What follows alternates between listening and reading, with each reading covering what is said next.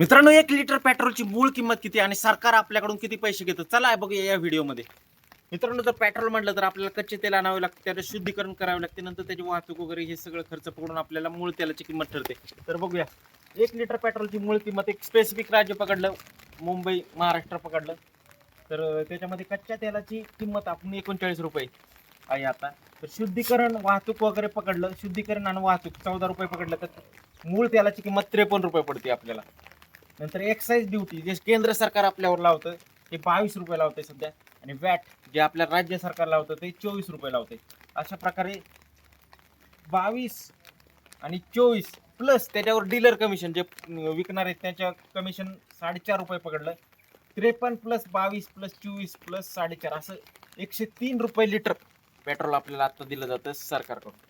जर आपण डायरेक्ट मूळ किमतीवर मूळ पेट्रोलच्या किमतीवर जर जीएसटी लावला, 28% जीएसटी जरी पकडला, मूळ किंमत होती 53 रुपये, त्याच्यावर 28% जीएसटी लावला तर 53 वर 28% म्हणजे 14.8 रुपये वाढते. प्लस पेट्रोल 14.28% हे जीएसटी,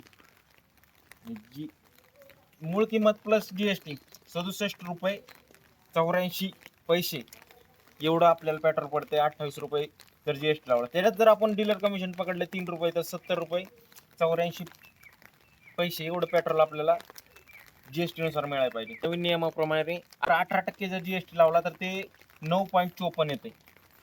53 प्लस 9.54 बरोबर 62.54 एवढे आपल्याला पेट्रोलची किंमत पडते.